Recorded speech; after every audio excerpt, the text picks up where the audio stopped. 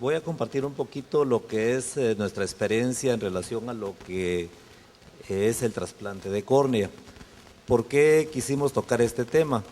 Porque lo que corresponde al aspecto legal tiene que ver no solo con lo que es trasplante de córnea, sino con cualquier trasplante o cualquier banco de tejidos y órganos que se quieran implementar en Guatemala, ya sea de huesos, piel, corazón, riñones, etcétera, etcétera. Aquí vemos tres de las principales causas que producen ceguera por enfermedad corneal. En la diapositiva superior vemos ahí lo que son una serie de puntitos blancos y que corresponde a lo que son distrofias que pueden afectar cualquier capa de la córnea. La siguiente es una úlcera corneal que puede estar asociada a un trauma, a un proceso infeccioso por bacterias, un proceso infeccioso por hongos.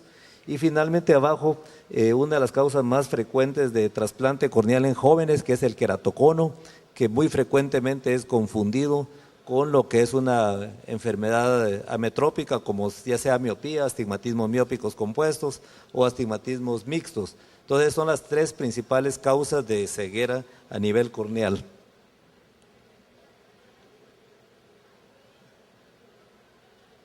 ¿Cuál será? Solamente para tratar de entender un poquito qué es lo que realmente hacemos en la córnea. Si vemos ahí, la córnea mide aproximadamente a 11 milímetros en el diámetro horizontal y 10.5 milímetros en el diámetro vertical. En la parte de unión entre la córnea y la esclera es lo que se le llama limbo. Esto es una relación muy importante anatómica por el hecho de lo que nosotros vamos a hacer. Entonces vemos abajo una presentación tomográfica de lo que son las diferentes capas de la córnea, desde lo que es el epitelio, una pequeña capa muy delgadita por detrás del epitelio que se llama Bowman, luego la capa más gruesa que es el estroma, posteriormente esta capa elástica que tenemos de CEMET y finalmente una capa de células que se llama endotelial. Entonces las enfermedades pueden afectar a cualquiera de las 5 capas, pero lo más interesante del hecho es de que en la actualidad hemos avanzado a tal manera tanto en las técnicas como en lo que corresponde a tecnología. La siguiente, por favor. Que realmente, ¿qué es lo que necesitamos nosotros de lo que es el ojo para cualquier tipo de trasplante, especialmente lo que es córnea y esclera? Apenas este anillo, si vemos en la diapositiva de la izquierda, que es el anillo corneoescleral, que es el que se toma de lo que es el donante cadavérico, el globo se conserva y se usa un pequeño lente protector para mantener su apariencia normal, y de lo que es ese tejido, de ese anillo corneoescleral, únicamente utilizamos apenas 8 a 8.5 milímetros de lo que corresponde a la córnea. Un hecho bien importante es los avances que tenemos con respecto a las técnicas quirúrgicas. Hace apenas 10 años que el 99% de los casos trabajamos trasplantes de córnea penetrante. Hoy ha cambiado totalmente la tecnología como resultante de los avances tanto en las técnicas, y el 80-85% de los casos en la actualidad se hacen solamente de trasplante del endotelio corneal, y lo que son los trasplantes lamelares prácticamente han sustituido de una manera importante lo que es el trasplante penetrante. Entonces vemos aquí cuando la técnica quirúrgica, este es un pequeño video, por favor con el cursor. El trasplante quirúrgico, donde estamos removiendo a través de una incisión pequeña de unos 3.5 milímetros la capa endotelial, que es la capa que está enferma, que es la capa más profunda. Anteriormente esto ameritaba un trasplante penetrante, hoy solamente removemos esta capa patológica y tomamos de la córnea donante, el siguiente por favor. Tomamos de la córnea donante siguiente lo que es un pequeño menisco exactamente igual, lo introducimos de una manera simple. Si ustedes ven, la córnea prácticamente es sin suturas, simplemente trae esa incisión pequeña, nuevamente lo reubicamos en su lugar. Al final de la cirugía se coloca una pequeña burbuja de aire, lo cual hace que se adhiera a este menisco, y con eso estamos resolviendo uno de los problemas principales, especialmente en adultos mayores, lo que corresponde a la principal causa de lo que es el daño corneal, que es el trasplante endotelial. Pero en el caso de los jóvenes, en el caso de úlceras, tanto por herpes, úlceras micóticas, cualquier enfermedad corneal de las capas superficiales, con un pequeño anillo, hoy con láser, ya no se hace con anillo, sino hay un láser que se llama femtosegundo, con lo cual hacemos el corte lamelar, simplemente penetramos parcialmente a la córnea, haciendo lo que corresponde a un pequeño anillo, disecamos con un pequeño crescent lo que son las capas parciales de la córnea, y luego utilizando una burbuja de aire separamos la capa que ustedes vieron anteriormente del endotelio, porque aquí lo que vamos a hacer es el trasplante de las capas superficiales respetando la capa de la capa endotelial finalmente, y con una aguja pequeñita de calibre 30 la vamos a introducir dentro de este residuo del estroma que nos ha quedado para tratar de hacer la separación por medio de una pequeña burbuja de aire de lo que es la capa de endotelio. Hacemos este trasplante lamelar. Es una técnica un poquito laboriosa, pero tiene enormes ventajas, ya que vemos ahí a través de esa burbuja de aire cómo se separan la capa final. La ventaja mayor que tiene es el hecho de que la tasa de rechazo, no solo por el hecho de ser un tejido vascular, sino por el hecho de que estamos simplemente haciendo trasplantes de capas de la córnea, hace que se reduzcan significativamente lo que son los riesgos de rechazo y los riesgos de fallo. Las otras ventajas mayores, anteriormente cuando hacíamos trasplante penetrante pasábamos hasta 9 meses, hasta incluso 2 años para retirar suturas y que recuperaran los pacientes su visión. Hoy con estas técnicas modernas los pacientes realmente pueden mejorar su visión incluso hasta dentro de unas pocas semanas después de lo que es la cirugía. Entonces aquí con una pequeña espátula, ustedes pueden ver, vamos a separar todo lo que corresponde al tejido que es patológico, únicamente dejando las capas más profundas que corresponden a la membrana de DSMET y a la membrana del endotelio. Entonces tomamos de lo que es la córnea donante, finalmente se va a colocar unas cuantas suturas alrededor. Quizás otro avance importante con respecto a las técnicas quirúrgicas es el hecho de que no solo hoy contamos con los láser para poder hacer estos cortes, sino se está tratando de obtener lo que es un adherente para que en un momento dado pueda ser reemplazado la mayoría de lo que son las suturas, lo cual definitivamente va a tener no solo los beneficios de recuperación, sino realmente la técnica quirúrgica, que en este momento dado pueden ser de unos 45 minutos máximo en este tipo de técnica, probablemente se va a reducir a unos pocos minutos y definitivamente la recuperación es bastante alta. Esto realmente era muy complejo hacerlo, al final cuando uno logra realmente controlar, vemos ahí claramente la capa profunda de la córnea, totalmente transparente, brillante, que se logró separar por medio de esa pequeña burbuja de aire. Y como les explicaba, es una técnica que se llama la técnica de la gran burbuja. Removemos todo lo que es el tejido. Cuando se ha removido se queda perfectamente claro y sobre ello vamos a colocar ya lo que es la córnea donante. Y como ustedes pueden ver, la importancia de nuestra ahí quitamos lo que es la capa de endotelio, la capa de DSMET de lo que es nuestra córnea donante. Finalmente la vamos a colocar y colocar algunas suturas.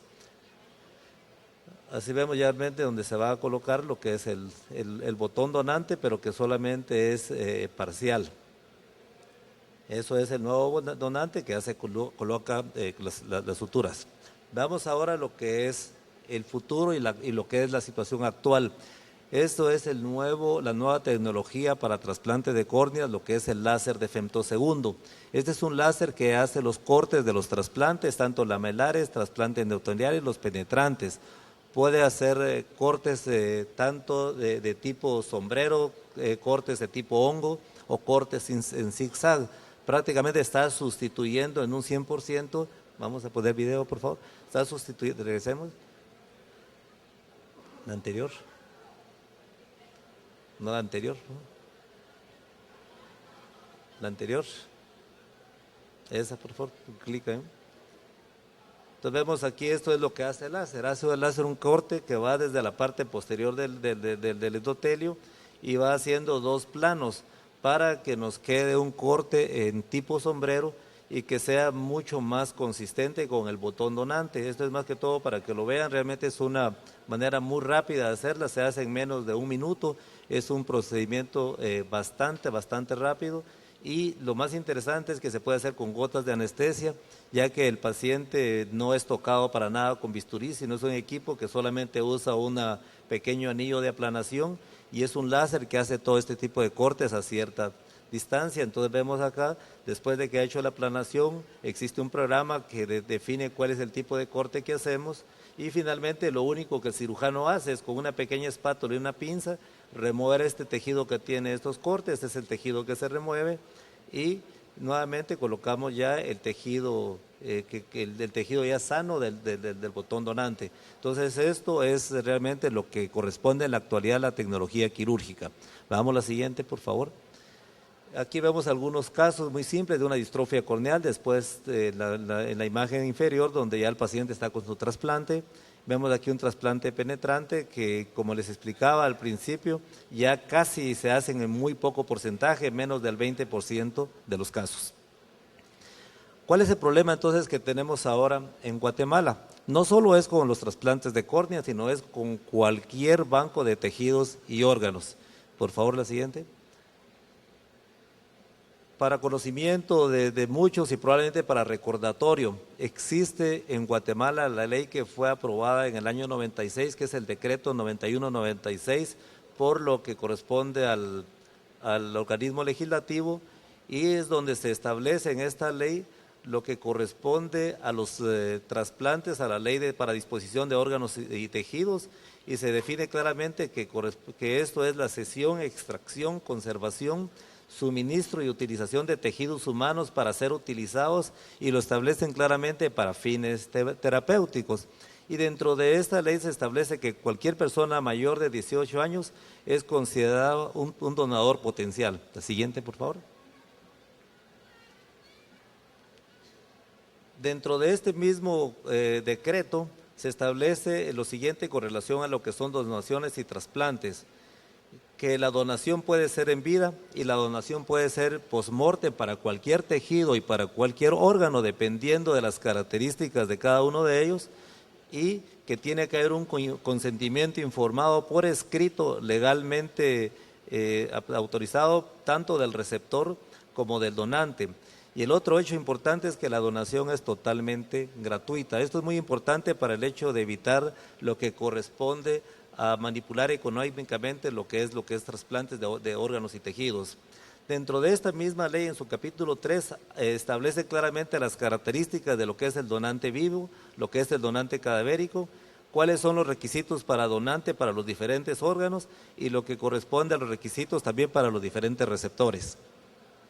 Dentro del mismo, dentro del mismo decreto, en el capítulo 4, se habla de la necesidad de la creación de bancos de órganos y tejidos, se definen realmente cuáles son los bancos, cómo deben de funcionar, quién debe regular y autorizar los bancos de ojos, así como los requisitos que se deben requerir, y finalmente se emite el dictamen por lo que es la entidad DRACES en el Ministerio de Salud Pública. Y lo otro hecho interesante que habla en este capítulo es que en Guatemala debería haber un registro nacional de trasplantes que aparentemente pertenecen a lo que es CIAS. Esto fue en el año 96 cuando se hizo el decreto legislativo para lo que es la donación de órganos y tejidos. En el Código de Salud se habla un hecho bien interesante con relación al funcionamiento de los bancos de ojos, que cualquier banco de órganos y tejidos puede ser tanto público como puede ser privado. Esto significa que se pueden implementar tanto dentro de lo que es un hospital nacional como dentro de una institución privada. Y el otro hecho es de que se pueden establecer bancos de tejidos que ya sea de córnea, de esclera, de corazón, de hipófisis, de hígado, de riñón, o sea, de cualquier órgano o tejido que realmente se necesite.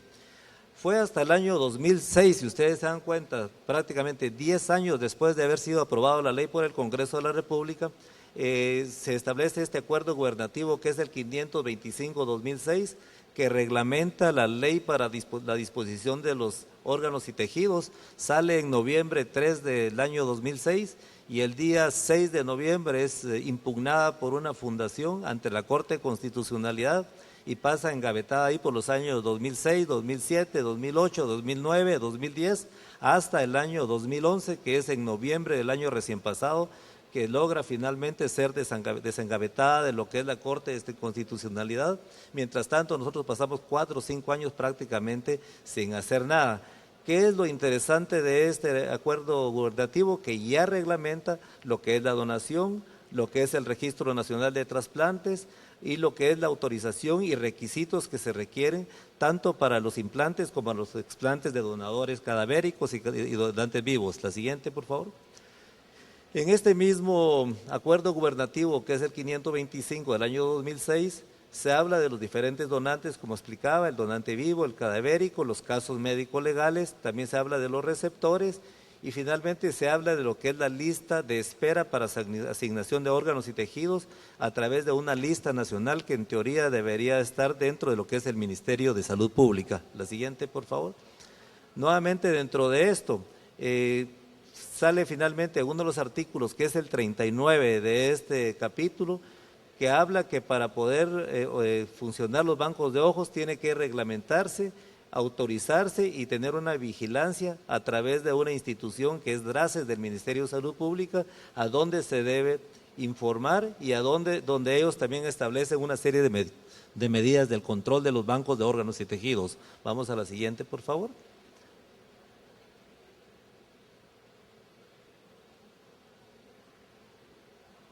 Siguiente.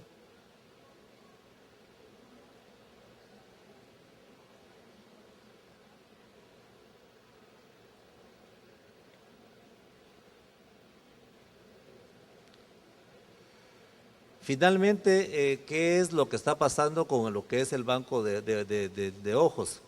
Tenemos el decreto 91-96, tenemos el acuerdo 525 que sale 10 años después, en el 97 el Código de Salud, y finalmente, dentro de lo que es el acuerdo se establece que para poder funcionar con cualquier banco de órganos y tejidos se necesita de un reglamento para la acreditación, la autorización y regulación del funcionamiento de los bancos de órganos y tejidos.